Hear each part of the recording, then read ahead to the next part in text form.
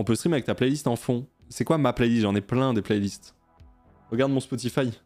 Qu'est-ce que t'appelles ma playlist en fond? Floral Record, discographie florale, Ponce l'ambiance, Ponce radio, Kiss Kiss radio, Floral Record les pistils. Toi tu te fais mute. Oui moi aussi. Parce que Twitch a trop la flemme de mettre en place des passes droits pour comme le fait YouTube d'ailleurs pour la musique. Donc oui moi aussi il y a des artistes Floral Record, je me fais mute, ouais bien sûr. Merci Larkin pour le 27e mois, merci beaucoup. Je suis sur Deezer, il n'y a pas tout ça comme playlist. Mais tu parles de laquelle du coup? Alors, on va peut-être pas rentrer dans l'explication parce que c'est un peu compliqué, mais grosso modo, en fonction de avec quoi a été distribué les artistes avec qui on travaille. Oh non, j'ai toutes mes fenêtres qui se sont réduites. Vous savez tout? J'ai toutes mes fenêtres, 100% de mes fenêtres qui se sont réduites. La lourdeur.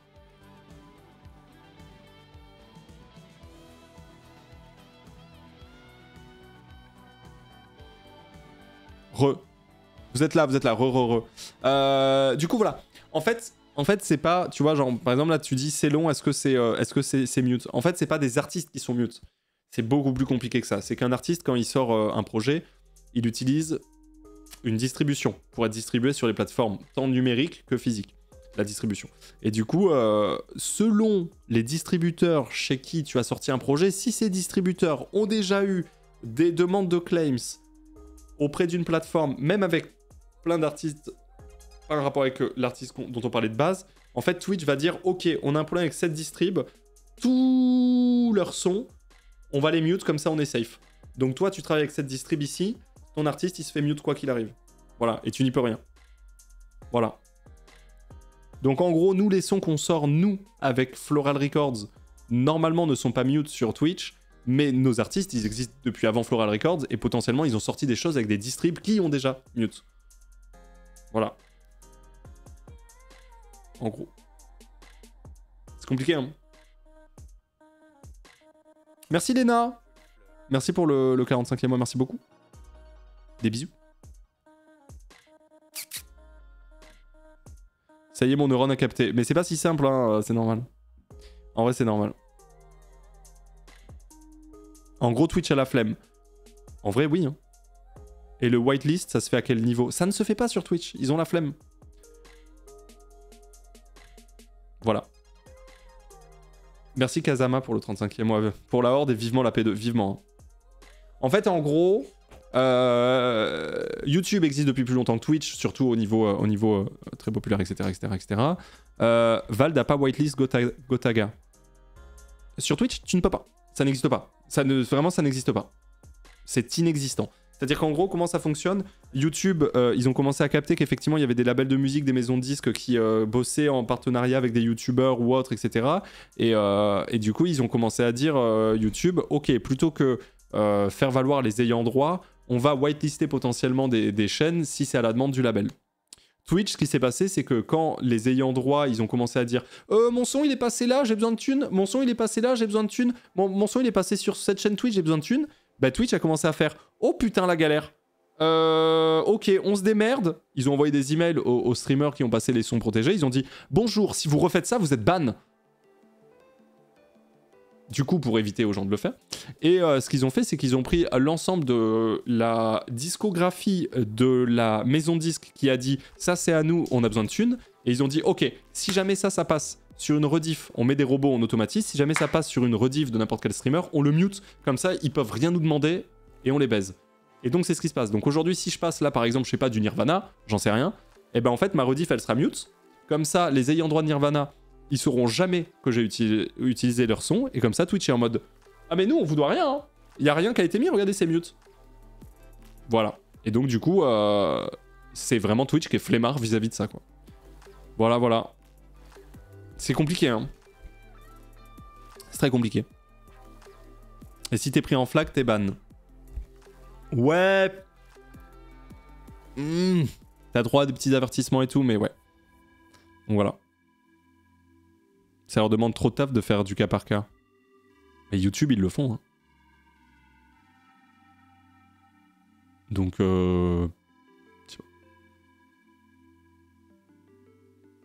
si, pour moi, si YouTube le fait, c'est que c'est faisable, tu vois. Mais bon.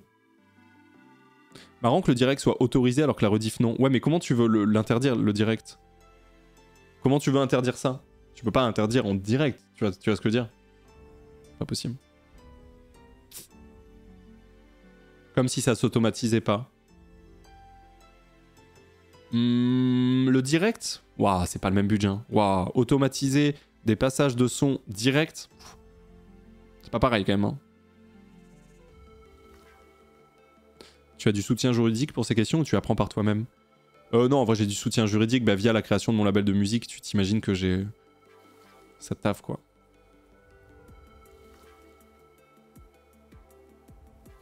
Des fois on entend des musiques sur des streams qu'on n'entend pas sur la rediff et la rediff est pas mute. Comment c'est possible? Il y a des gens qui utilisent ce qu'on appelle la piste 6, ce qui te permet de passer de la musique protégée, qui est censée se faire mute sur Twitch, mais en fait, ce que ça va faire, c'est que ça ne va pas la diffuser sur la rediff la musique alors qu'elle était diffusée en direct. C'est une petite combine technique. Le truc de faire ça, il y a deux raisons pour lesquelles moi je fais pas ça. La première raison, c'est que du coup ta rediff elle est bizarre. Parce que tu vas... potentiellement les moments de musique et tout, bah il n'y a pas de musique. Donc ça peut être un peu bizarre, ça enlève un peu de l'ambiance, tu vois, c'est un peu chelou, etc. La deuxième raison, c'est qu'en vrai, bah en faisant ça, tu baises les artistes en fait. Alors, doucement, hein, je veux dire, Rihanna, elle va s'en remettre hein, si tu utilises son son sur Twitch. Mais en fait, en faisant ça, tu envoies vraiment un message en disant « Ah mais moi j'en ai rien à foutre. Moi j'en ai rien à foutre, droit d'auteur, machin, je vais utiliser mon bail et comme ça je suis tranquille. » Et c'est ça le truc. Voilà. C'est pas pire que pas de son du tout. Mais sinon, tu te retiens d'utiliser des musiques qui sont protégées.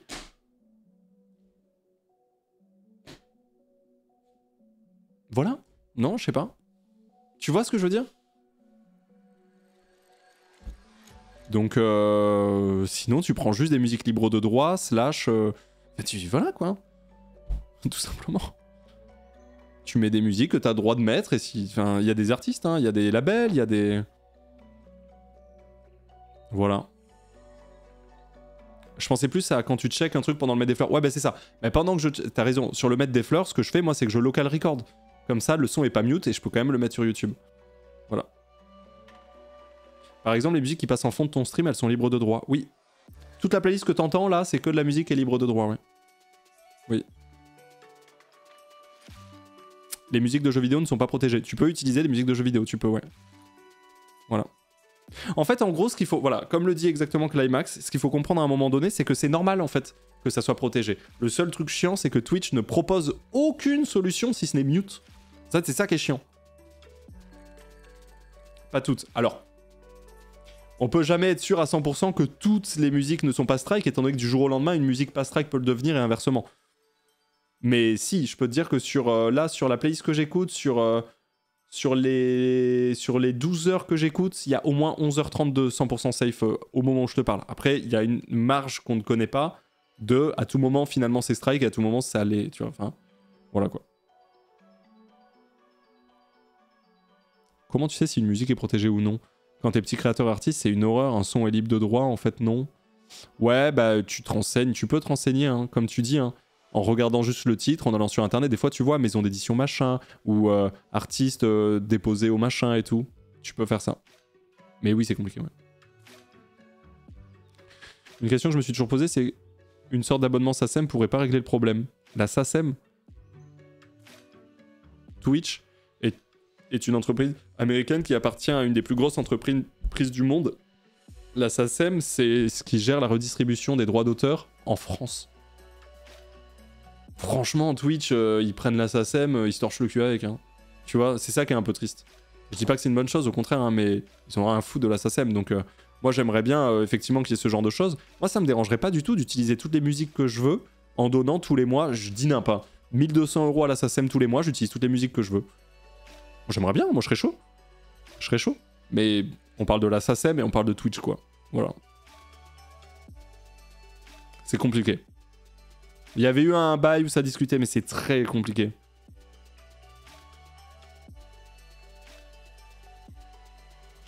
Merci Délictuel d'ailleurs pour le 3e mois et l'Hypno pour le 37e mois. J'avais pas vu et Timothée pour le 25e mois. Encore une fois, merci. Merci beaucoup. Donc voilà quoi. Par contre, c'est étonnant qu'Amazon propose pas un truc entre Twitch et Amazon Music. Mais de fou, hein. Ça depuis le début. Hein. Merci à Baike pour ce 4e mois, merci beaucoup. Comment ils font sur TikTok? Full illégal ou c'est mieux géré? Sur TikTok? Ah, c'est totalement légal. Hein. Sur TikTok, regarde, quand tu utilises une musique et qu'elle est citée, bah regarde. On regardait ça au tout début du live, vous étiez peut-être moins nombreux, donc vous n'avez pas vu, mais regardez. Boum. Ça, c'est les taux de revenus pour un stream d'une musique en fonction des plateformes. Mais regarde, TikTok est la 4e plateforme qui rémunère le mieux. Hein. Voilà. Quand vous utilisez une musique en story Insta, par exemple, vous rémunérez l'artiste. Voilà.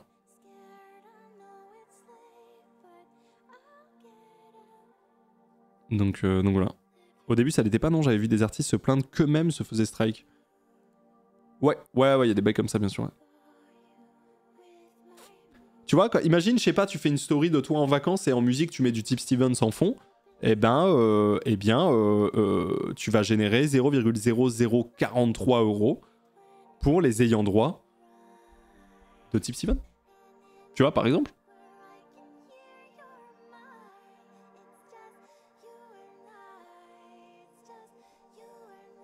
Donc voilà. 0,0052 par visionnage ou par vidéo? Par visionnage. C'est par vue de la publication, bien sûr. Oui. Ça, c'est en France. Ça, c'est ce que nous, on a déduit chez Floral Records en fonction de nos sons, ouais. Voilà. C'est pour ça la radio Floral. Ah, pour le coup, la radio Floral, c'est plutôt sur Spotify. Donc, regarde, c'est les 14e meilleurs payeurs. Donc, autant te dire que c'est plutôt les 11e moins bons. Tu vois ce que je veux dire? Donc, bon. Si tu spams les stories avec les mêmes musiques, ça marche? Oui, bien sûr. Bien sûr que ça marche. Bah oui. En fait, toutes les musiques que vous allez citer issues d'une source de streaming officielle qui rémunère les artistes, toutes les musiques que vous allez utiliser, si elles sont citées au bon endroit, seront rémunératrices pour les ayants droit. Oui. Mais là, par exemple, on écoute Nomine avec Villa. Je suis en train de leur générer 0,0021 centimes, bien sûr. Bien sûr. Mais ça, c'est... Bon, après, il faut bien se dire que pour un label de musique, quand même, le streaming représente une partie vraiment toute petite. Hein. Quand même, hein. Je précise. C'est des tout petits trucs. C'est quoi ID Touch? Bah, c'est une plateforme de streaming.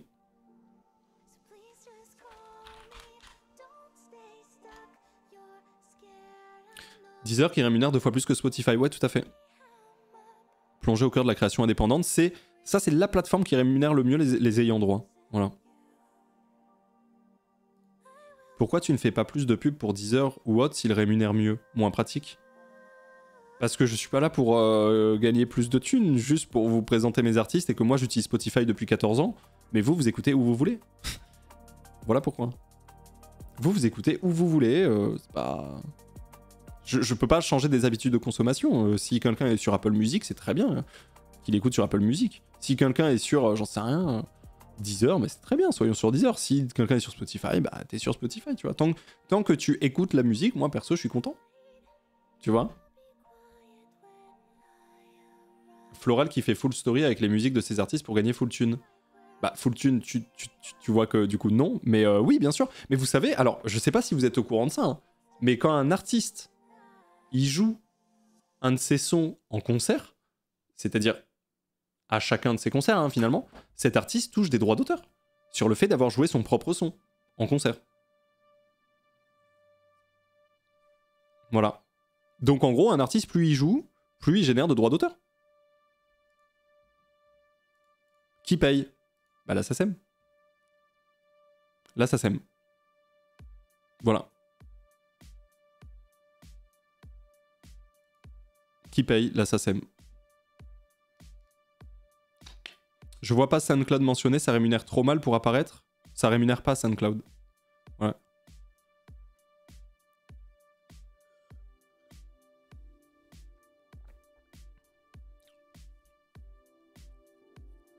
Mais qui paie la SACEM dans ce cas plutôt? Par exemple, les lieux de représentation, En gros, par exemple, un bar, c'est censé payer la SACEM parce que ça passe du son. Les salles de spectacle, de concert, ça paye la SACEM parce que tu passes du son. Les organisateurs payent des SACEM parce que du coup tu vas passer du son. Les diffuseurs payent de la SACEM. Les grandes surfaces payent de la SACEM. Les radios payent de la SACEM. Les stades de foot payent de la SACEM. En fait, ceux qui diffusent la musique payent de la SACEM. Et ensuite, cet argent est redistribué aux ayants droit. Voilà. Même quand tu organises un festival, les organisateurs payent la SACEM pour passer autant de sons que tu veux. Ouais, bien sûr. En gros, n'importe quel lieu qui reçoit du public et qui va passer de la musique est censé payer de la SACEM. Voilà. Et au prorata du nombre de personnes prévues dans le public. Voilà. Il se met bien ce fameux SACEM. Évidemment, le but de la SACEM, du coup, c'est redistribuer aux ayants droit, etc. Voilà.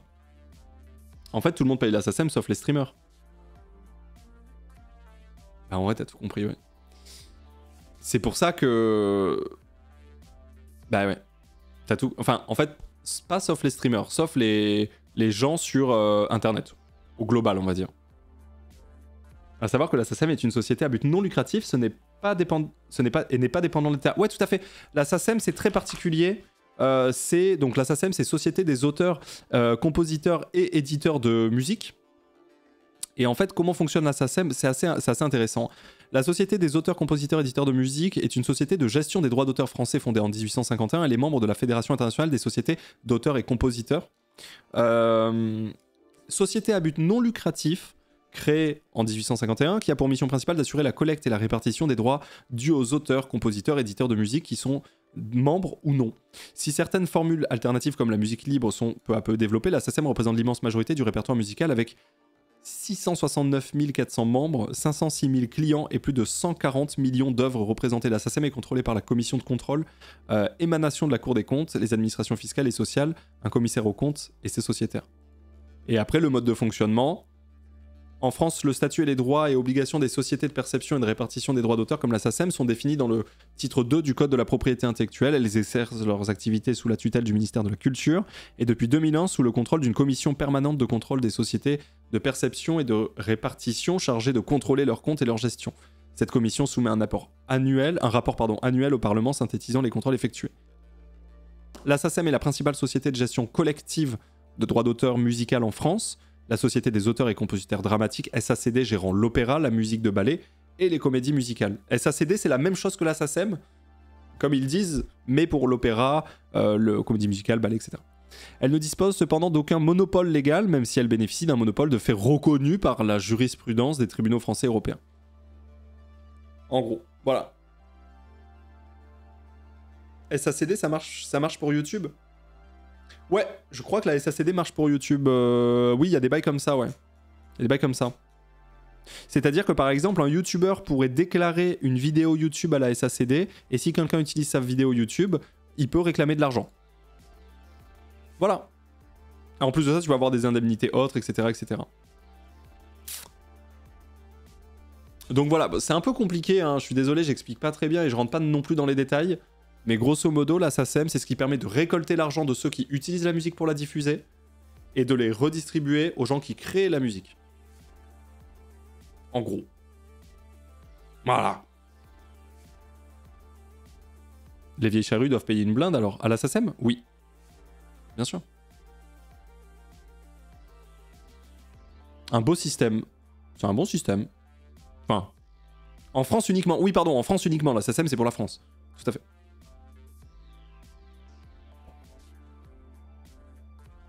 Et la SACEM donne des subventions pour les albums posthumes de Johnny. Oui, parfois il y a de l'argent SACEM, t'es en mode putain. Oui. Après, c'est pas plus que ça. Quand t'as un établissement comme un bar, tu payes un montant fixe par mois. Ouais, en fonction de la capacité de ton bar. Tout à fait. Mais tu peux voir, hein, regarde, prix, SACEM, fourchette. Tu vois, je sais pas quoi t'as. Voilà. Tarif SACEM, grille et barème 2023, regarde. Grille des tarifs SACEM pour un restaurant ou un café. S'il y a 30 places assises ou moins, selon où tu es, et donc le nombre d'habitants, tu vas payer un forfait. Si tu as tant de places assises, tu vas payer un forfait. Si tu as machin, etc. Donc à Paris, par exemple, un resto qui a plus de 100 places assises va payer 2683 € par mois pour passer leur musique qu'ils veulent. Voilà. Attends, c'est par mois? Je suis en train de me poser la question là, juste. Non, c'est annuel, je crois. Non, c'est annuel. Oui, c'est annuel, c'est annuel. Je me disais, non, faut pas déconner. Non, non, c'est annuel, c'est annuel.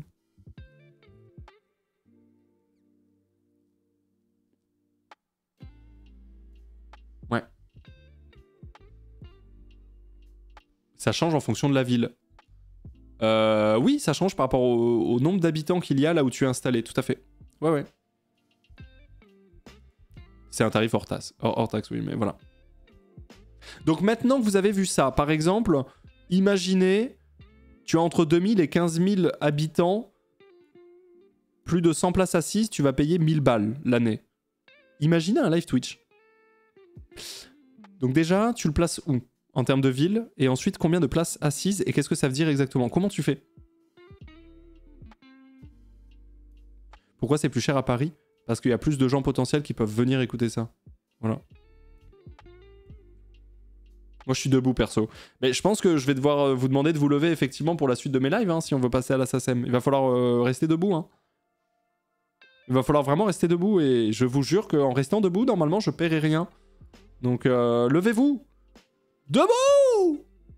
Donc voilà, donc t'imagines, par exemple, Kamel, qui stream un match de la K-Corp, avec du son en arrière. Bon, ben... Vous nous devez 1 257 827 €, Kameto, pour ce live de 2 heures. Je vous remercie. C'est pas les mêmes tarifs, c'est de la diffusion café resto. Oui, non, mais je sais, I'm trolling. Il y a d'autres tarifs, là, regarde.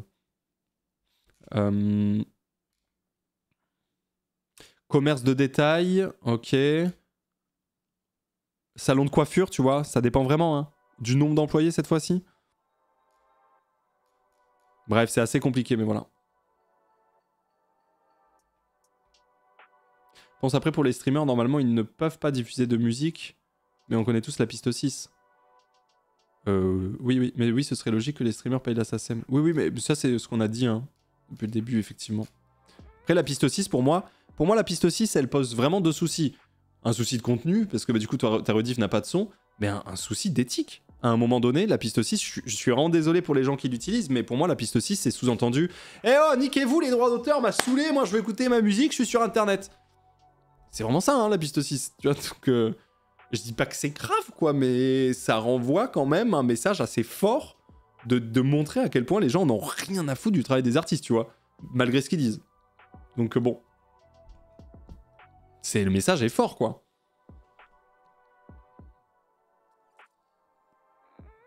Une salle de sport qui utilise Spotify doit payer la SACEM, bien sûr. Sur quels critères la SACEM répartit l'argent? Alors ça, pour le coup, j'ai pas envie de te dire de conneries, donc je ne vais rien dire. J'ai pas envie de te dire de conneries. Voilà, je sais pas. Mais je sais pas. En vrai, j'ai pas envie de dire de conneries. Mais bon, Spotify ne paye pas la SACEM. Non, Spotify ne paye pas la SACEM. Il paye d'autres choses. Probablement. Je suis pas dans les trucs, mais par contre, la salle de sport qui passe Spotify passe de la musique qui a des droits d'auteur auprès d'un public. Après que ça passe par Spotify ou un CD, on s'en fout en fait. Tu vois. Quand j'organise une teuf de 200 personnes, j'aurais dû payer. Oui. Oui.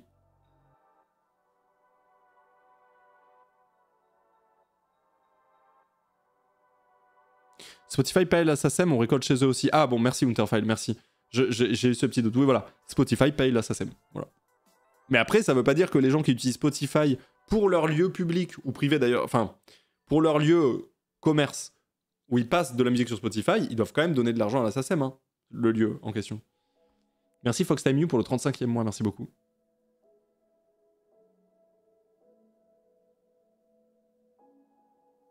Ah, un mariage, t'es censé payer la SACEM si je dis pas de conneries. Hein. Ah, c'est pas une vanne, hein? Non? Je crois que même un mariage, t'es censé payer la SACEM, je crois. Hein. Peut-être que je dis de la merde. Hein. Si, oui, c'est ça. Ouais, c'est ça. Si. Ouais, voilà. Pas de feinte, hein.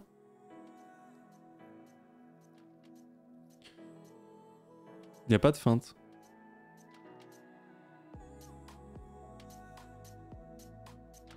Dans un mariage, c'est le DJ qui s'en charge. C'est possible, ça. Ça, c'est possible. Tu payes à travers le DJ. Oui, c'est ça, je crois. Je crois même que c'est même possible que le DJ te le comprenne dans le prix. C'est-à-dire que, imagine, je dis des chiffres complètement random. Hein. Imagine le DJ, c'est censé être genre 800 € la soirée, et que concrètement, lui, il paye 120 SACEM. Ben, en gros, tu dois le payer genre peut-être 920, tu vois, peut-être un bail comme ça, tu vois. Mais oui, le prestataire son doit payer lui-même, ouais. Il s'en occupe, quoi, en tout cas. Merci Alex pour le 27e mois de Prime, merci beaucoup. Oui, voilà, c'est ça, le mix était dans le prix, ouais. Pour la piste 6, tous les streamers ne sont pas forcément contre rémunérer des artistes, ouais, bien sûr. Mais le système Twitch ne permet pas de le faire, il te permet juste de te faire ban. Je suis pas d'accord avec ta phrase. Ça, c'est une mauvaise excuse. On l'a déjà dit tout à l'heure. Pour la piste 6, tous les streamers sont pas forcément contre rémunérer des artistes, tout à fait. Mais le système de Twitch ne permet pas de le faire, il te permet juste de te faire ban. Non, il te permet aussi de passer de la musique libre de droit. Du coup. Voilà. Il faut arrêter de se voiler la face. Tu sais, c'est comme les gens qui mettent... Ça me fait penser aux streamers et streameuses qui mettent leur rediff en sub-only en disant... En vrai, c'est quand même pratique pour se protéger un peu de certains... Non, c'est pratique pour gagner des thunes, arrête, stop, il y a d'autres solutions, c'est faux, tu vois. Et du coup, bah là, c'est pareil, la piste 6. Franchement, moi, je suis grave chaud de donner de l'argent aux artistes, il y a aucun souci. Franchement, si on m'en donne les moyens, ouais, mais vu que je peux pas, j'utilise la piste 6. Bah, vu que tu peux pas, utilise des sons qui sont gratos, en fait. Tu vois, genre, faut arrêter, c'est bon. C'est bon. Rémunérer, c'est pas uniquement si l'événement est à but lucratif. Non. C'est quoi la piste 6? Ça te permet de mettre des sons en live, mais du coup toute ta musique en live ne sera pas retranscrite dans la rediff, et ce qui pose problème souvent sur Twitch, c'est la rediff, c'est ça qui vont venir strike, c'est pas le live en lui-même, tu vois. Pompon, tu peux pas dire ça pour les rediffs, Magla l'utilise pour éviter du harcèlement par exemple. Je vais rien dire de spécial, mais que t'aies que tu sois en sub-only ou pas, quelqu'un qui veut te harceler au point de faire ça, il le fait. Genre, je le sais. C'est triste, mais je le sais. Donc, si tu streams de la musique présente dans un jeu, donc involontairement, tu devrais payer la SACEM aussi. Je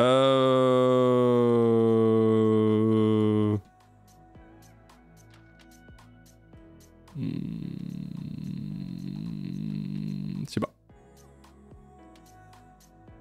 Je sais que tu sais. Oui, mais voilà, mais donc arrêtez non, mais du coup, arrêtez de prendre ça comme un vrai argument que de dire je me protège en mettant les rediffs payantes. C'est un faux argument. C'est un faux argument. Je suis désolé, ça ne protège rien du tout. Voilà. Ça n'existe rien du tout. Dans les faits, ça change rien du tout. Ouais.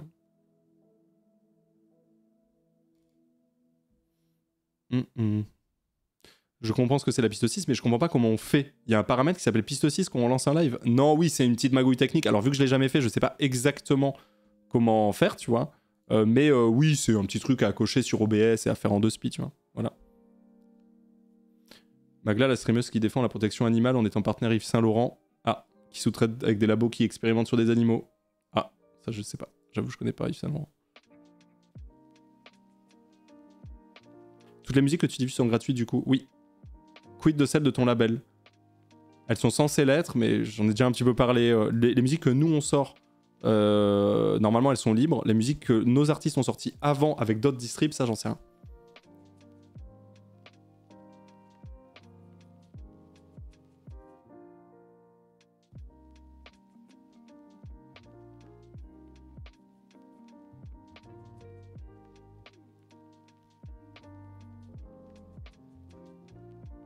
Après, il y a ceux qui mettent les rediffs payantes pour un peu un accès avant-première avant de mettre sur YouTube. Oui, oui, bien sûr. Après, il y a ceux aussi qui mettent les rediffs gratuites et les rediffs sur YouTube. Ça existe aussi. Mais oui. Dans Life is Strange, il y a des musiques mute. Ouais, tout à fait. Ouais, tout à fait, parce que c'est strike sur YouTube. Et d'ailleurs, tout le... Bah, vous imaginez bien, mais tout le Let's Play Life is Strange, par exemple, il est pas monétisé sur YouTube, du coup. Parce qu'il y a des musiques qui ne sont pas libres de droit. Mais du coup, tu vois, je trouve ça normal de pas toucher les thunes de la vidéo et que ce soit des ayants droit parce qu'il y a de la musique dessus. Là où je suis deck, c'est que j'ai pas trop eu le choix parce que c'est dans la musique qu'il y a ça. C'est dans le jeu qu'il y a ça, tu vois. Je savais pas que c'était sur YouTube. Si, tout est sur YouTube. Ah oui, ma chaîne replay est entièrement sur YouTube. Vous avez tout ici. Voilà.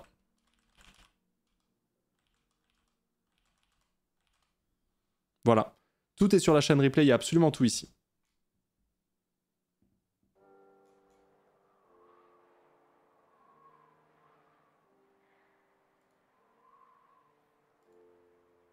En bref, j'ai pris Magla par exemple, mais pas mal de streamers le font et visiblement ça aide, c'est tout. Je voulais pas faire de polémique. Non, non, mais t'inquiète, on discute aussi de chill. Hein. Moi, je te dis que ça aide pas, mais tranquille. Mais je comprends.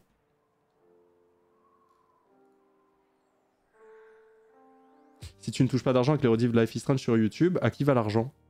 Aux ayants droit des musiques. Tu vois, par exemple, je peux vous montrer hein, si vous voulez. Regarde, par exemple, je vais te montrer. Je prends Life is Strange ici. Je vais dans les données analytiques, comme ça vous pouvez voir. J'ai le droit de montrer ça en live d'ailleurs?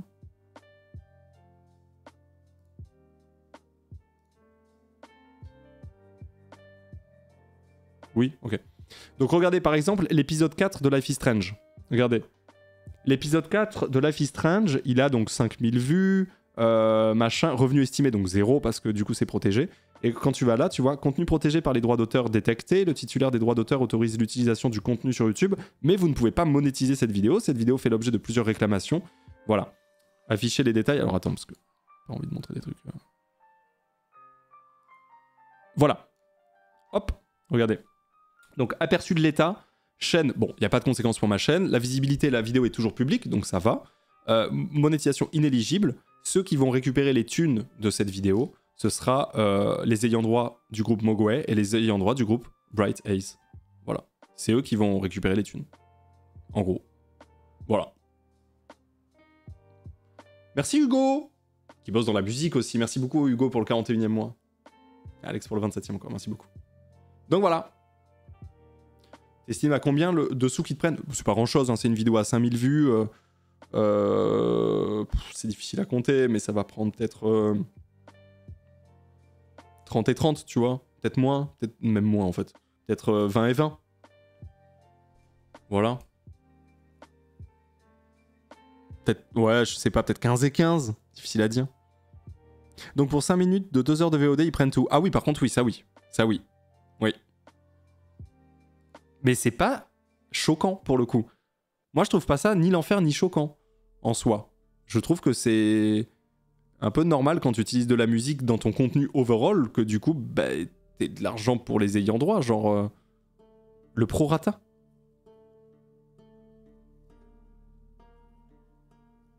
Si, ça devrait être au prorata. Ah, ça marche pas comme ça, hein. Il devait prendre l'équivalent des 5 minutes, pas de 2h06 de vidéo. Mais non, ça ne marche pas comme ça. Non, alors pour le coup, ça marche vraiment pas du tout comme ça.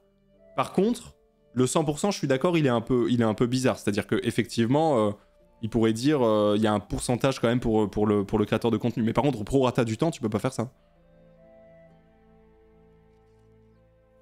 Bah pourquoi pas?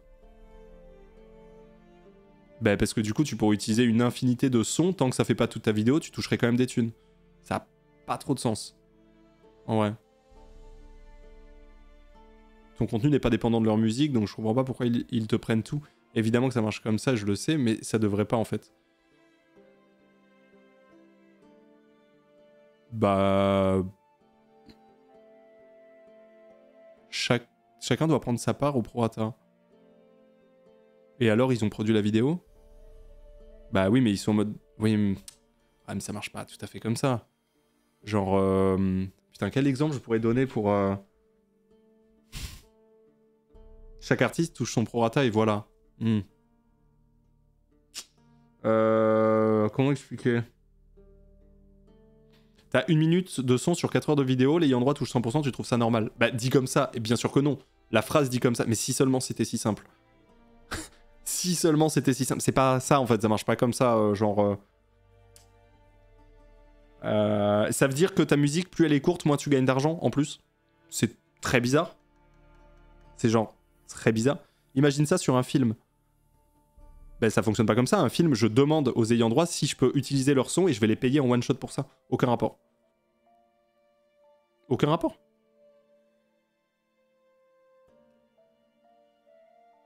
Bah oui, bah ah non. Ah bah non, tu peux pas dire que ton niveau de rémunération droit d'auteur dépend de la durée de ta musique. Non, ça ne peut pas marcher comme ça, non. Ça ne peut pas fonctionner comme ça, effectivement. Non. Ça ne marchera jamais comme ça, et encore heureux. Ça veut dire que dans la création musicale, tu penserais au fait de créer quelque chose de plus long pour potentiellement gagner plus si on l'utilisait? Non, ça ne marche pas comme ça, non. Pour les films, on paye au prorata musical.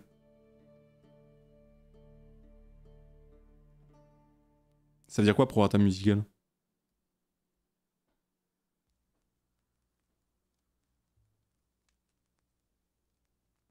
Il y a une 4 millionnaire.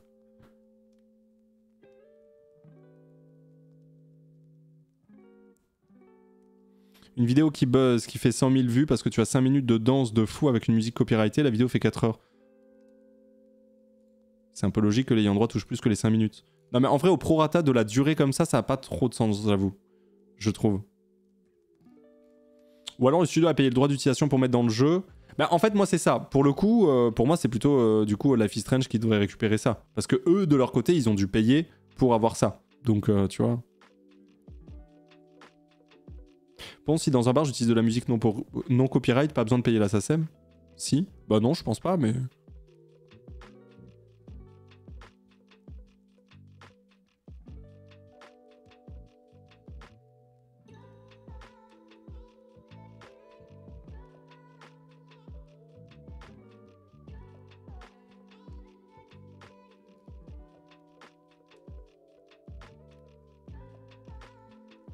Tu as produit une vidéo de 4 heures par exemple, il y a 10 minutes d'une musique. Tu touches rien des 4 heures produits, mais l'ayant droit touche 100%. C'est injuste, je pense.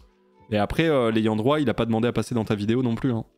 En fait, c'est ça aussi le truc qui du coup est injuste aussi, c'est que qu'à un moment donné, quand des gens sortent une vidéo en utilisant le son de quelqu'un, ils demandent rien à personne. Hein. C'est ça, tu vois. Alors, Unterfile nous dit par rapport à un film, en gros, on a la liste de toutes les musiques dans le film, on paye en fonction de la durée utilisée dans le film. Ouais, mais là, tu parles de SACEM. Exemple, le film récolte 100 balles, une musique a été utilisée pendant X secondes, alors elle touchera la somme de sa durée utilisée. Mais là, tu parles de SACEM, non, Hunter? Non? Je suis nul en explication, mais c'est trop complexe. Mais oui, en fait, c'est tellement complexe. Non, non, en vrai, c'est bien expliqué, mais c'est tellement complexe. Oui, je parle de SACEM. Ah, mais voilà, tu parles de SACEM, oui. Parce que la SACEM, encore une fois, c'est en France. YouTube, bon, bah, c'est pas une boîte française, tu vois. C'est tellement compliqué. Franchement, c'est tellement compliqué.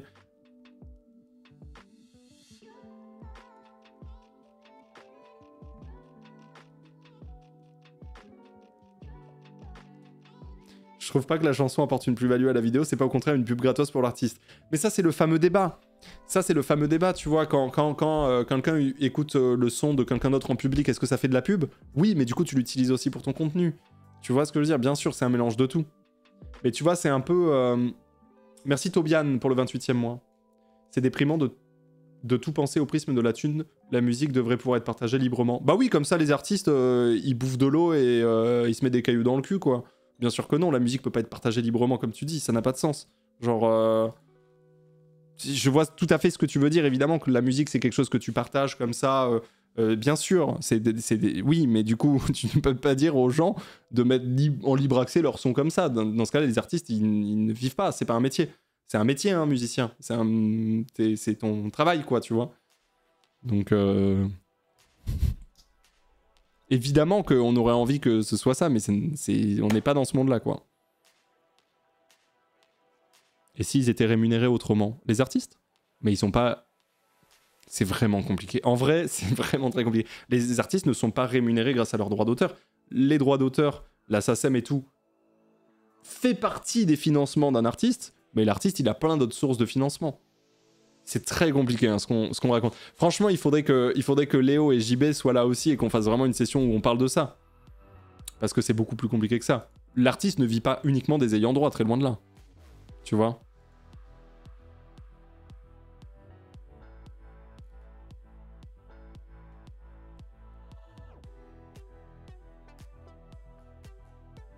Un pot de fleurs florales. Mais non, mais non mais attendez, on a déjà...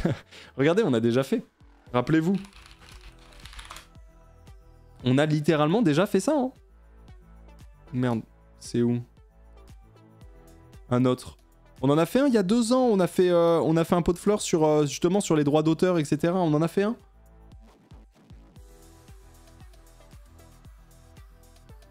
On a eu quasi le même débat la semaine passée avec la même conclu, non? Le débat sur les droits d'auteur? Non, on en a un petit peu parlé. Mais après, le mercredi, vous savez, c'est la radio Floral Record, donc on en parle. J'avoue. Merci Artificier pour le 40e mois, Cold Cave pour le 35e, merci beaucoup. À savoir que l'Assassin est une... Ah oui, pardon. Tu avais déjà dit une Surfire, my bad là-dessus.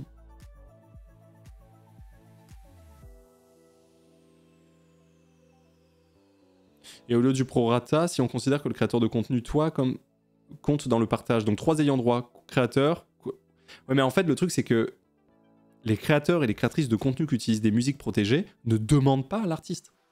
Tu vois ce que je veux dire? C'est ça, en fait, toute la complexité, elle est là. Merci Jax pour le 47e mois, merci beaucoup.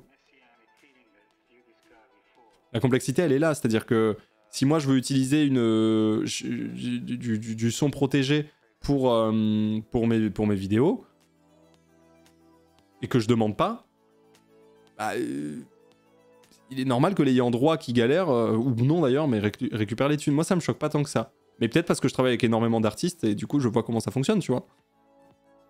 Je sais pas.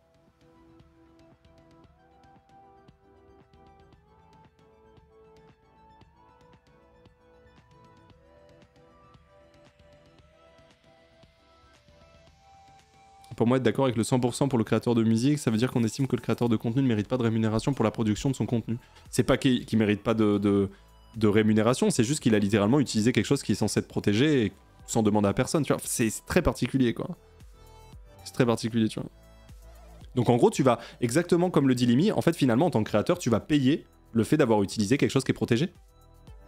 En fait, c'est ça. Dans ce cas, pensais-tu différemment il y a 3 ans? Et non, parce que j'ai toujours travaillé avec des artistes. Enfin, j'ai toujours été très proche d'artistes, donc en vrai, non. J'ai toujours pensé un peu ça, tu vois. Mais voilà. Encore une fois, si tout était si simple. Franchement, c'est compliqué. Hein. C'est compliqué. Le fait de pas demander à l'ayant droit est en réalité une sanction, donc c'est une amende, en réalité, ça se tient. Ouais, oui, on peut voir ça comme ça, oui. Merci Nouag. Merci beaucoup pour ton 17e mois, des gros bisous. Oui, on pourrait voir ça comme ça, oui.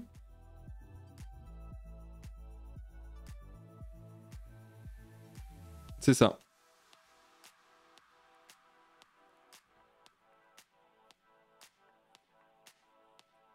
Le souci, c'est que ce n'est pas possible de demander sur YouTube ou Twitch. Le bot ne fera pas la diff. C'est faux. Tu peux tout à fait demander pour YouTube. Par contre, tu peux pas demander pour Twitch. C'est là où je dis que Twitch est très flemmard. Tu ne peux rien demander à Twitch. Par contre, YouTube, tu peux te faire whitelister. Moi, je suis désolé. Hein. Si t'es YouTuber et que tu utilises la musique, je dis n'importe quoi, hein, de Daft Punk, par exemple, et que t'es en mode putain, j'aimerais bien continuer à utiliser cette musique, mais en vrai, bah, j'aimerais bien monétiser aussi mon travail, quoi. Bah, tu vas voir la maison 10 de Daft Punk et tu dis est-ce qu'il y a moyen d'être whitelisté, de trouver un compromis et tout. Voilà. Tu vois? Donc c'est ça, quoi. Pauvre Universal qui galère à boucler ses fins de mois. Bah oui, mais c'est ça aussi le problème, c'est que quand on parle de la musique, souvent les gens ils vont penser à Universal. Sauf qu'en fait, l'écrasante majorité des musiciens et musiciennes, c'est des gens qui survivent, entre énormes guillemets. L'écrasante majorité. Voilà. Donc oui, Universal, machin, ça on s'en bat les reins, je suis complètement d'accord avec toi. Si on peut baiser Universal, on le baise ensemble, il n'y a pas de souci. Il n'y a aucun souci là-dessus. La réalité, où on se rend pas compte, c'est que l'écrasante majorité des gens qui vivent de la musique en France, c'est des gens plutôt précaires. Tu vois? Voilà. Oui, mais l'écrasante majorité des revenus, c'est pour Universal. Oui, et alors? Enfin, oui, c'est chiant, mais ça n'a pas de rapport avec notre débat, tu vois ce que je veux dire? Donc en gros, moi, je suis pour protéger le créateur. Alors si le créateur, in fine, au final, au-dessus, c'est Universal, oui, forcément que je suis un peu deg, mais dans l'idée, moi, je veux juste protéger le créateur. Voilà.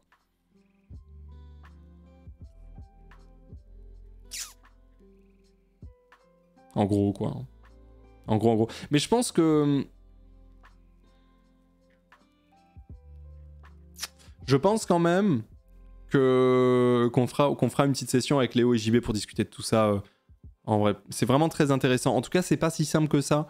Genre, même là, en discuter, c'est trop cool. Je vois plein d'idées, d'avis, etc. Mais c'est vraiment extrêmement compliqué. Les droits d'auteur, les ayants droit, toutes ces histoires dans la musique, sur Internet, tout ce que vous voulez, c'est extrêmement compliqué. Vraiment, c'est un pot de fleurs, propriété intellectuelle. Mais on l'a fait. Ça vous a pas marqué à ce point-là? Attendez, regardez, je vais vous redonner un pot de fleurs. Droit d'auteur. On a littéralement parlé de ça pendant 3 heures avec des professionnels notamment de ça. Hop là. Je vous donne dans le chat si jamais. Je vous mets ça dans le chat si vous voulez découvrir. Hop. Ça, c'est de la partie 1, je crois. Voilà.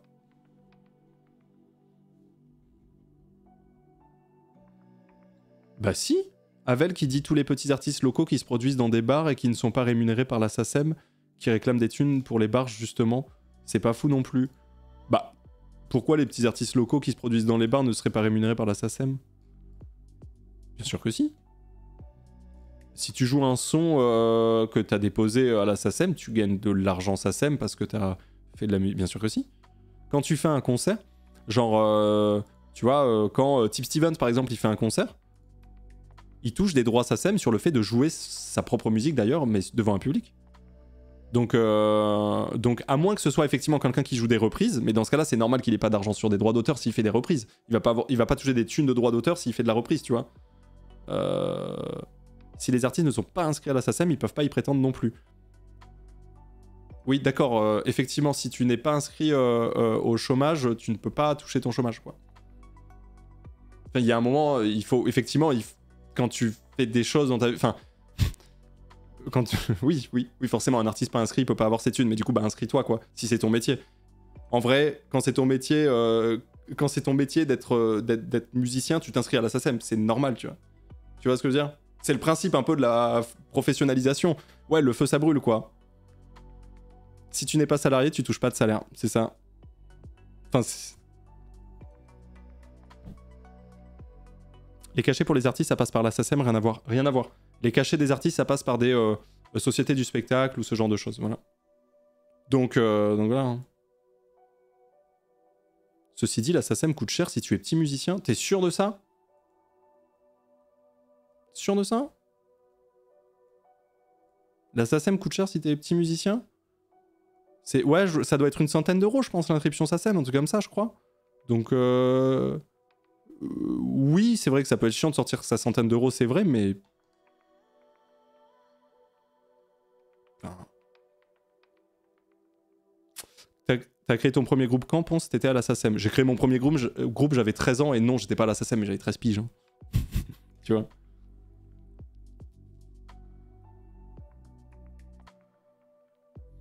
Ponce, il y a des droits interprètes. Moi, je suis chanteuse lyrique, je touche des droits d'interprétation. Oui, tout à fait. Quand je chante quelque chose que je n'ai pas écrit, oui, mais du coup, c'est pas des droits d'auteur. Mais oui. Quelque chose que je n'ai pas écrit ni composé, mais qui est diffusé. Donc si, pour les reprises, tu es rémunéré pour les droits de ton interprétation. Ouais, c'est ça, mais c'est pas des droits d'auteur, du coup. Mais oui, t'as des droits interprètes, bien sûr. Tout à fait. Tout à fait.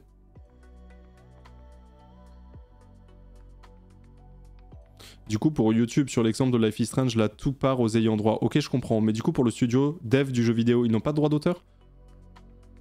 Non. Ou un regard sur les vidéos qui utilisent leur jeu? Non. Genre, il n'y a rien qui leur revient? Non. Uniquement la musique? Mais oui. Mais ça pareil, hein, c'est un big débat. C'est que, je sais pas si vous en rappelez, pour les gens qui ont connu cette période, entre 2015 et 2018, à peu près, t'avais Nintendo qui commençait à dire, bah nous, on va faire payer les gens qui utilisent nos jeux vidéo pour faire du contenu. Et là, les gens étaient en mode, quoi? Mais quand on fait du contenu sur vos jeux, on vous fait de la pub, pourquoi faudrait payer? Bah vous utilisez ce qu'on a créé nous, notre création, pour faire du contenu. Et du coup, j'étais en mode...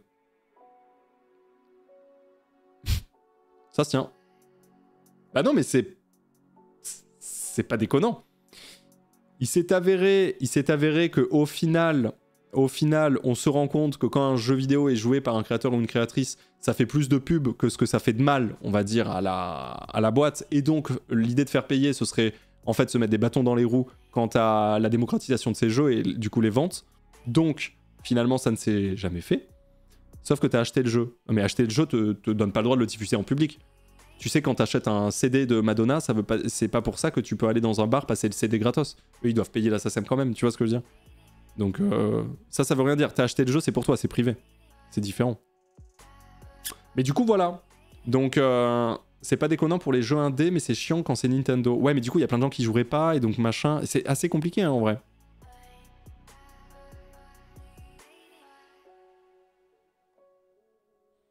Un jeu, ça se regarde, mais surtout, ça se fait soi-même, contrairement aux autres médias. Hmm.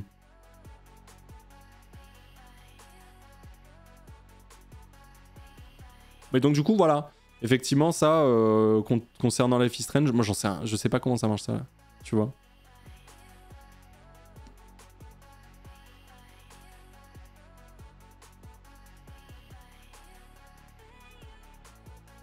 Moi, j'ai plus souvent acheté un jeu parce que je l'ai vu en stream que l'inverse. Mais oui, mais c'est pour ça que c'est revenu un petit peu en arrière, tu vois. MDR monte de timbrer, tout ça pour la thune derrière. Eh oui, mais encore une fois, en termes de nombre, l'immense majorité des musiciens et musiciennes sont pas à péter de thunes, hein. Donc ouais, hein. Mais c'est compliqué, mais franchement, c'est trop intéressant, hein. J'ai pas compris pour Life is Strange, qu'est-ce qui s'est passé? Non, non, rien. En fait, en gros, il s'est vraiment rien passé de spécial, hein. Je montrais juste aux gens pour qu'ils puissent un petit peu comprendre que, par exemple, quand une vidéo était strike sur YouTube à cause de musique, bah en fait, l'argent de la vidéo ne va pas aux youtubeurs, mais va aux ayants droit des musiques, donc ici de musique. Voilà, et on parlait de ça. Voilà, c'est tout.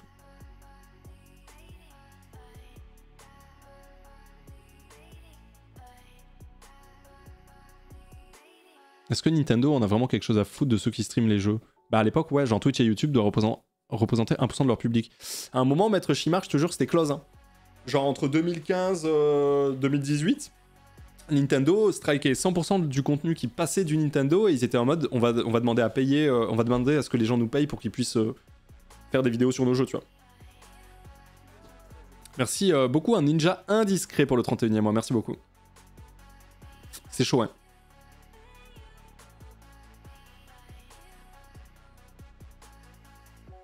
J'aime trop cette réaction de c'est que pour la thune. Perso, je suis pas chaud d'aller au taf et de pas être payé, hein. Bah oui, c'est fou comme les raisonnements sont différents en fonction du prisme. Et parce que dans la tête de beaucoup de gens, on en parlait avec Jablaya d'ailleurs hier, c'était trop intéressant, rappelez-vous, dans la tête de beaucoup de gens, le métier d'artiste n'est pas...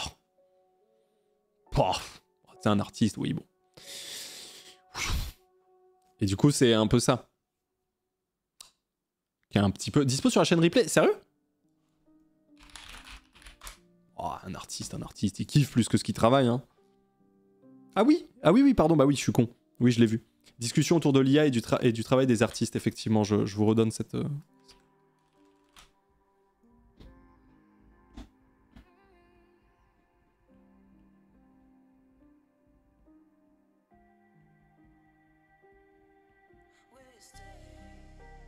Moi, je suis illustratrice, mais c'est pas un vrai métier, de toute façon, on le sait. Bah oui, Alou, arrête, c'est bon, tu dessines, c'est bon, pas de nous casser les couilles. Tu dessines 3 conneries qui se courent après et tu voudrais être payé pour ça? Oui, c'est ça. C'est ça, et moi je vais me filmer en train de jouer aux jeux vidéo, je vais être payé pour ça. Ça va pas ou quoi? Les saltimbanques là, sortez les bolasses! Wouh! En plus, les artistes, on connaît, hein, les artistes, c'est un peu d'eau fraîche, un pétard, une musique sympa, et puis ils sont contents, hein, et au lit, c'est terminé, bonsoir. Merci Darkafli pour le 17ème, merci beaucoup. Donc bon. Le fameux je suis un artiste et tu as un taf sinon. Mais tu sais que ça c'est un classique de fou. Hein. Pour le coup, ça... je veux dire, je pense que 100% des musiciens l'ont déjà vécu. Hein. Tu fais quoi dans la vie? Je suis musicien. Non mais comme métier. Je suis musicien. Et ça c'est une classique. Hein. Dis-toi, même moi je l'ai vécu... Alors que mon métier, c'était même pas vraiment d'être comédien, mais juste, j'ai gagné vite fait ma croûte avec ça et j'avais... Vous savez, j'ai fait conservatoire de théâtre, machin, école et tout. Et du coup, j'ai commencé à tourner dans quelques trucs. Et quand on me demandait tu faisais quoi, bah j'étais en mode, comédien et tout. Ouais, mais comme voix professionnelle. Oui. C'est chaud, hein. Prof de musique? Ah oui, c'est vrai qu'il y a ça, t'es musicien? Ah, t'es prof de musique? Non. Musicien? Non, mais comme métier. Oui, musicien. Ah, sérieux, t'enseignes au collège? Mais non, je crée. Bref. Et pas que musicien, en tant que sculptrice, je dois toujours me justifier. Ah bah. De toute façon, les artistes au sens très large. Hein. Et genre... Ah ouais, c'est quoi ton nom? Je vais voir sur Spotify. C'est quoi ton nom? Type... Stevens. 34 000 auditeurs mensuels, mais c'est pas ton métier, c'est une passion ça, non? Comment... Tu gagnes de l'argent avec ça? Putain, mais trop bien, faut que je me mette à la musique en vrai. Vous la connaissez celle-là ou pas? Vous la connaissez celle-là ou pas? Insane. Le nombre de fois dans ma vie où j'ai entendu putain, faut que je joue aux jeux vidéo aussi. T'es en mode. Force à toi, mon ref.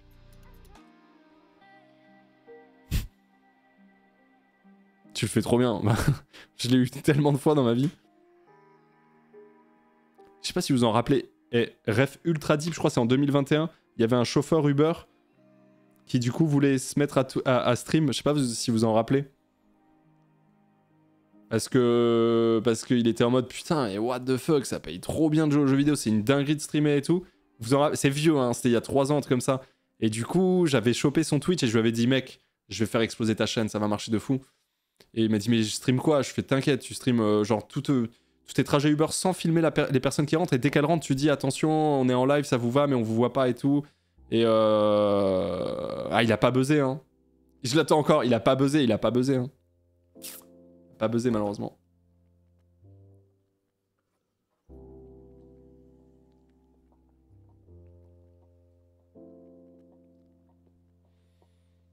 Le nombre de gens qui disent ah mais moi aussi je vais jouer aux jeux vidéo et me filmer alors qu'ils comprennent pas que le plus important c'est l'animation. Alors c'est bien dit Justine, mais si seulement il n'y avait que l'animation. Si seulement. Il y a un gros streamer réel américain qui a commencé comme ça. Bah ouais, en vrai c'est bien vu de sa part. Hein. Mais c'est vrai partout, je suis tech lead, j'ai un master et les gens sont tous persuadés qu'être aussi bien payé pour taper sur un clavier c'est injuste. Oui, t'as raison, c'est vrai que c'est ça dans beaucoup de gens. Ouais. Dans beaucoup de domaines, effectivement. Ouais. Ouais. C'est clair.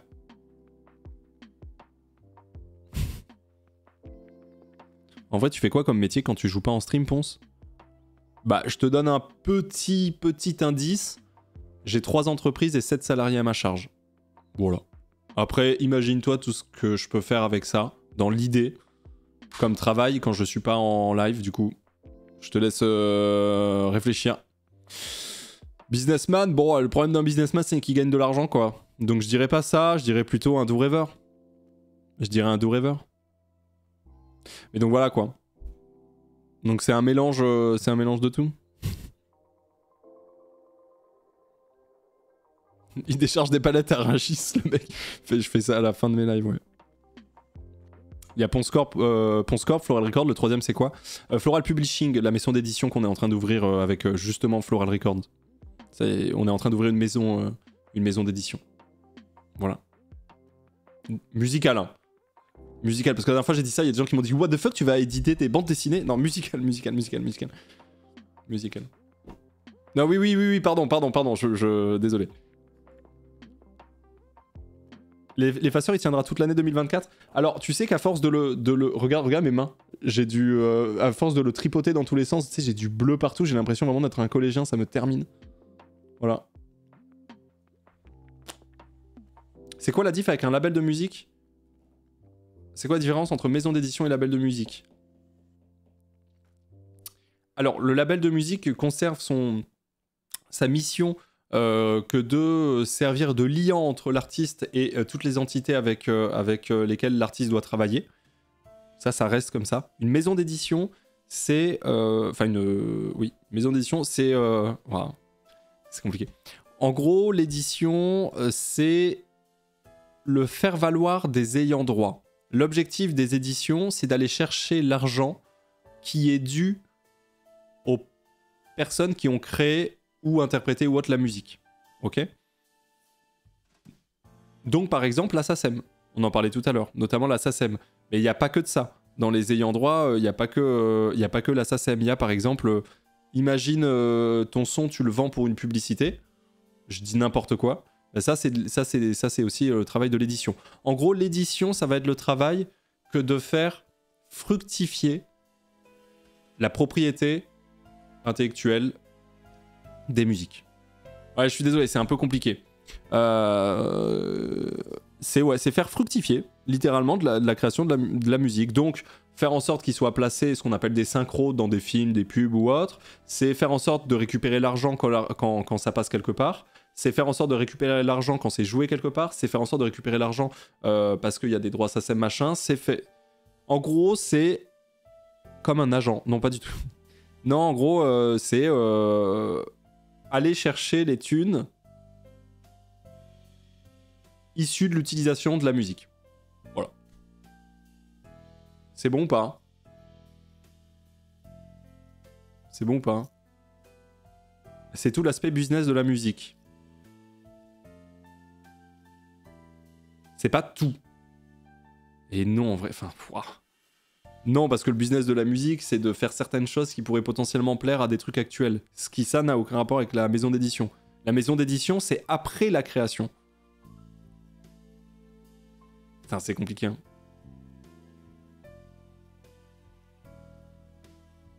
En gros, c'est huissier. Je sais pas, je connais mal le travail d'être huissier. C'est protéger l'artiste des gens qui pensent que ce n'est pas un travail. C'est très bien dit, Tiloez. Finalement, c'est rappeler aux gens que la musique, c'est un travail et que ce ne sont pas que des saltimbanques avec leur guitare qui hurle. On peut dire ça. Voilà. C'est pas intuitif, le nom édition, on a l'impression que ça va faire des CD. Non, ceux qui vont faire des CD, c'est les distributions.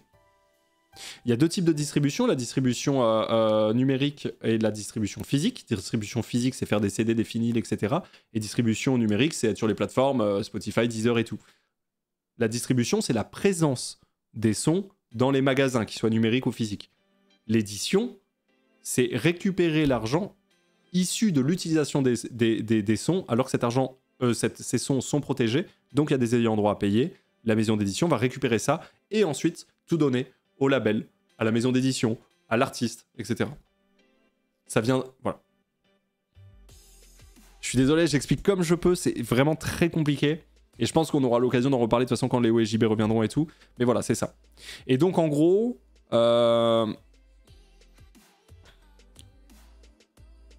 C'est le même principe quand on parle d'édition dans le jeu vidéo. Aucune idée. C'est la maison d'édition qui claim sur YouTube et Twitch. Oui.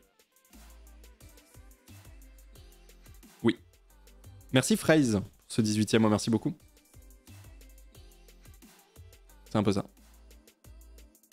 Ce sera de l'édition que pour Floral ou pour d'autres artistes? Que pour Floral, dans l'idée. Voilà. Et donc du coup, en fait, ce qui se passe, pour vous expliquer du coup pourquoi on fait une maison d'édition, parce que dit comme ça, t'es en mode d'accord, mais du coup, pourquoi vous faites ça? Parce qu'en fait, l'édition, on le fait déjà chez Floral Records actuellement dans le label. Sauf que ça représente une partie du chiffre d'affaires qui doit être entre 10 et 15% aujourd'hui à peu près. L'édition sur Floral Records représente à peu près 10-15% du chiffre d'affaires.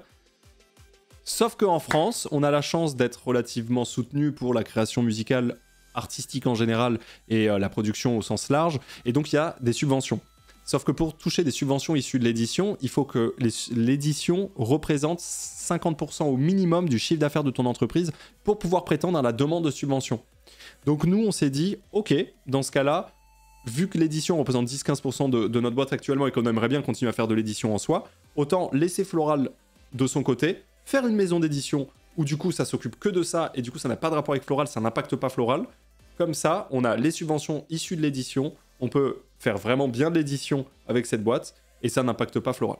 Voilà les raisons de la création de ça. Voilà. Faire une autre boîte qui utilise toute l'édition de celle-ci à côté. C'est faire une autre boîte qui fait toute l'édition de Floral Records au lieu de Floral Records. C'est ça, exactement. Oh, c'est chaud, hein. Je suis perdu dans la discussion, courage je pense pour les explications et tenter de rendre les choses moins occultes. Je suis désolé, j'espère vraiment que ça se comprend. En plus, ça fait 15 ans qu'on en parle, donc j'imagine que des gens se perdent de fou, mais voilà. Petite évasion fiscale. Oh, c'est pas une évasion fiscale, non, l'entreprise est française. C'est de l'optimisation fiscale. Alors, c'est... Oui, si, on peut dire que c'est de l'optimisation fiscale pour avoir des subventions issues de l'édition. C'est ça. Et en vrai aussi, pour ne pas, on va dire, pour que Floral Records fasse vraiment du label et non pas de l'édition. Parce que sinon, ça rend un peu le truc flou. Voilà. Moi, j'ai compris que c'est pas comme un agent. Non, c'est pas comme un agent. Voilà. Donc, c'est pour les thunes. Alors, en vrai, une maison d'édition, soyons honnêtes 2 secondes. Oui, à 75%, c'est pour les thunes. Mais ces thunes-là, tu les redistribues à tes artistes. Donc, le but, en fait, c'est être en mode toi, t'as passé mon son là-bas? Toi? Ouais, ben donne les thunes. Voilà, merci, tiens ta part. Et tu donnes à l'artiste, tu vois. Donc, en vrai... Les maisons d'édition permettent quand même à des artistes de générer plus d'argent parce que les artistes ne font pas ce métier-là que d'aller chercher l'argent, tu vois. Voilà. Mais ça sert aussi à diffuser la musique. Parce que du coup, le fait d'être une maison d'édition, tu as besoin de diffuser de la musique pour gagner de l'argent et pour que tes artistes gagnent de l'argent, donc quelque part tu diffuses aussi le son pour développer les projets artistiques. C'est un mélange. Voilà. Encore des intermédiaires. Ouais, mais il n'y a pas de choix. L'artiste, les artistes 360, c'est pas possible en fait. C'est impossible, il y a trop de trucs à faire. C'est ça le truc. Du coup, c'est la maison d'édition qui va strike les vidéos YouTube et pas le label. Mais après, si un label fait maison d'édition, il peut aussi, tu vois ce que je veux dire, c'est ça qui est compliqué, mais oui, dans l'idée, oui. L'édition, c'est gérer tout ce qui concerne l'argent et le label, le soutien d'artistes. Non, non, en vrai non, parce que la maison d'édition, elle soutient l'artiste dans le sens où elle va chercher le financement pour l'artiste et diffuse l'artiste, donc non. Les éditeurs sont juste policiers ou ils trouvent des moyens de le placer dans d'autres médias? Non, ils trouvent moyen de placer, non, non, c'est pas du tout des flics, hein. Entre autres, mais... Oh, c'est si deep. Ah voilà, merci Navius Raccoon. Je travaille dans les subventions européennes, pour le coup rien à voir, mais effectivement si vous pouvez en avoir, il faut le faire si ça aide, les subventions sont là pour ça. Bah oui, ça sert à ça bien sûr. Bien sûr, et puis, enfin, je veux dire, moi je suis dans un pays où je suis relativement fier de payer mes cotisations, avec mes entreprises, avec tous les salariés que j'ai, etc. Dans l'idée, s'il y a des droits de subvention en France, je vois pas pourquoi je ferais pas mes demandes de subvention, tu vois. Évidemment. Un artiste a le droit de souscrire à plusieurs maisons d'édition. Oui, selon les projets. Une œuvre sera forcément associée à une édition. Par contre, tu peux sortir un autre album sur une autre édition, tu vois.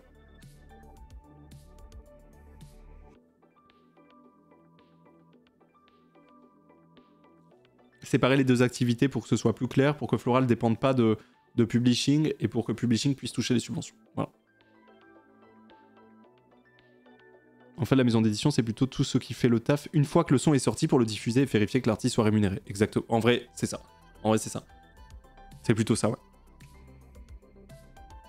Un éditeur peut aussi aider à trouver un compositeur, un co-auteur, aide souvent au placement synchro. Placement synchro indispensable. D'ailleurs, je le rappelle, hein, mais si vous travaillez avec des gens qui font des films, des publicités, des choses comme ça, etc., n'hésitez pas à contacter Floral Records. Nous, on recherche à fond, justement pour faire travailler l'édition et nos artistes, on recherche à fond ce qu'on appelle des synchros. C'est-à-dire soit de la création musicale juste pour une pub, un film ou quoi, ou alors même l'utilisation de nos sons, quoi. C'est comme un comptable. Aucun rapport avec un comptable. Non.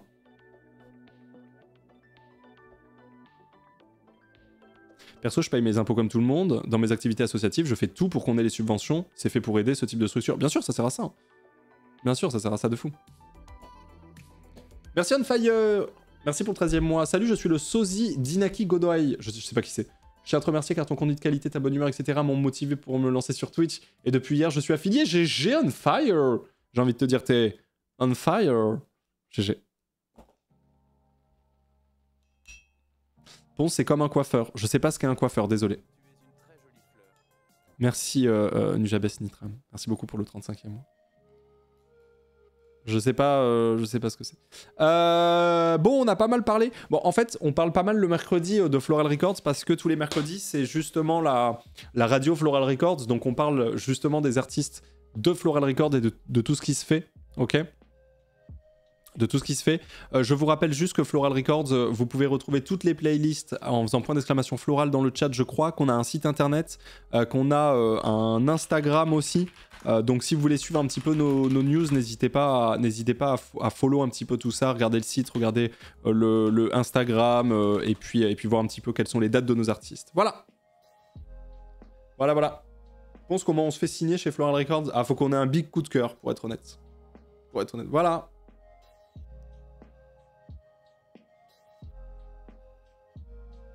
On contacte qui pour la captation vidéo?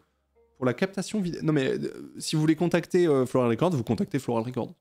Mais après, j'ai pas trop capté captation vidéo, ce que t'appelles captation vidéo. Pas trop capté. Mais du coup, si vous voulez contacter Floral Records, vous allez sur le site Floral Records, et il y a tout, un lien de contact et tout, voilà.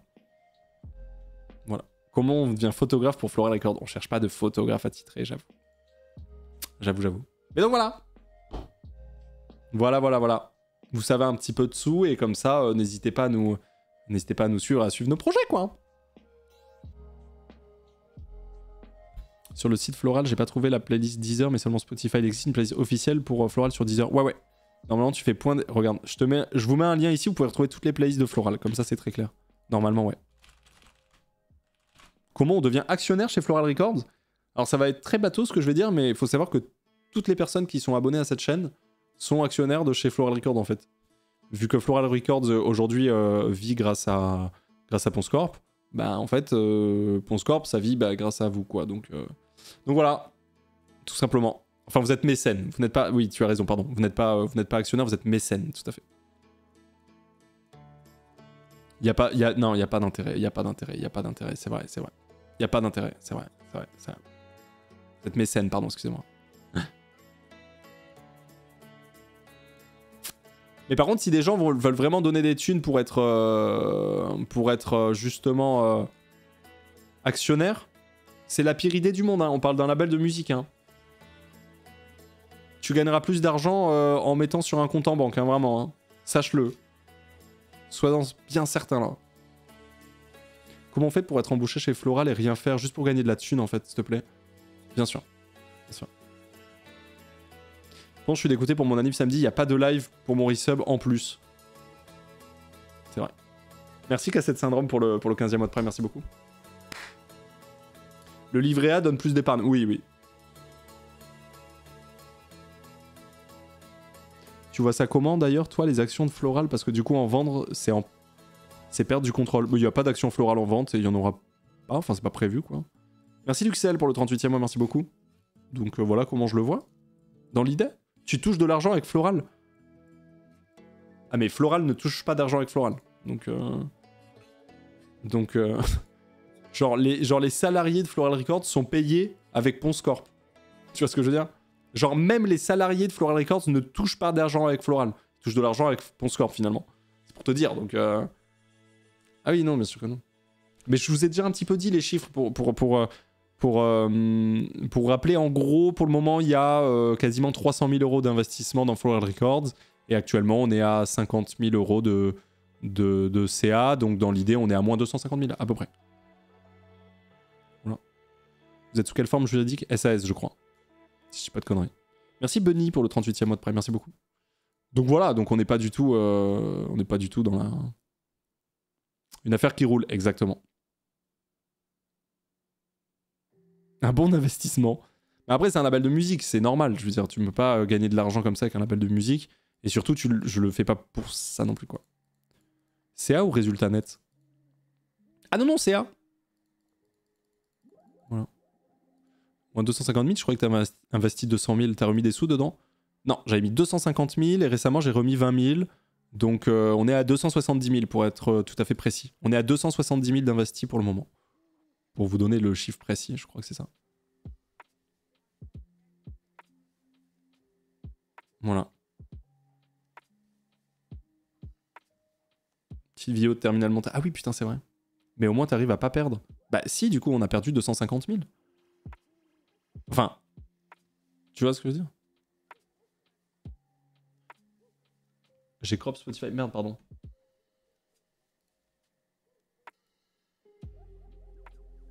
Pour le moment, oui, bien sûr. Non, mais de toute façon, j'ai pas créé un label de musique en me disant on va gagner des thunes, hein, vraiment. Hein.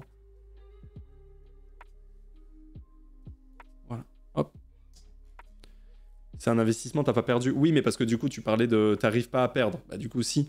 Mais de toute façon, quoi qu'il arrive, c'est ce qu'on se dit dans le label, c'est que quoi qu'il arrive, ce n'est pas de l'argent perdu. C'est-à-dire que quoi qu'il arrive, c'est des projets qu'on mène quand même à bien jusqu'au bout, tu vois. C'est-à-dire qu'on sort des albums, on produit des concerts, on finance des projets, etc. Donc en fait, l'argent est utilisé, et même si on n'a pas de retour sur investissement en termes de pur monétaire, évidemment que c'est pas de l'argent perdu, c'est de l'argent utilisé. Bien sûr. Ça, c'est évident.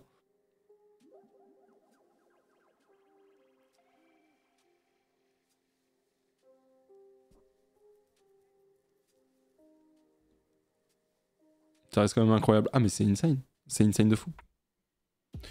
Non, du coup, car CA n'est pas résultat net, donc tu es au-delà de 250 000. Je sais pas trop où tu vas en venir, Antoine. Dans quel sens Oui, non, mais je donne des chiffres très arrondis, Antoine. Tu vois ce que je veux dire? C'est-à-dire que en gros, Ponce Corp a donné 270 000, pour le coup, littéralement, à Floral Records. Et Floral Records a généré, sur ce temps-là, à peu près 50 000. Après, voilà, c'est un ordre de grandeur, tu vois. Voilà. Donc voilà. Du coup, on est tous un peu actionnaires de Floral, vu qu'on finance mon score qui finance Floral. Bah du coup, vous n'êtes pas actionnaire, vous êtes mécène. C'est-à-dire que vous n'avez pas de retour sur investissement, si ce n'est le bonheur. Tu vois. C'est un peu ça. Question naïve, t'as pas peur que si le streaming s'arrête dans 2 ans, t'es obligé d'arrêter ça? Dans 2 ans? Moi, j'espère qu'il y aura une espèce d'indépendance chez Floral, on verra. On verra. On verra.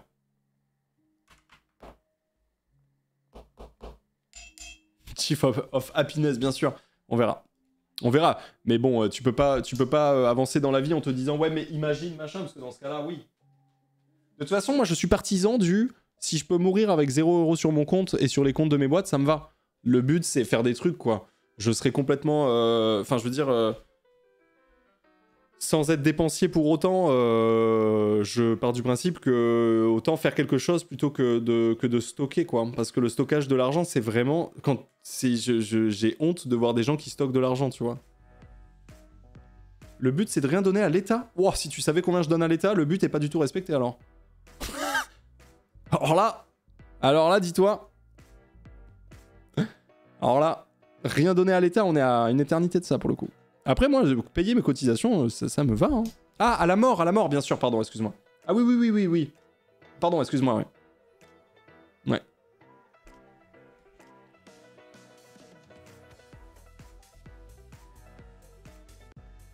Moi, je stocke sur mon compte mon chômage, et à la fin du mois, il y en a plus. Ouais, c'est vrai qu'actuellement, avec le chômage, c'est un petit peu compliqué.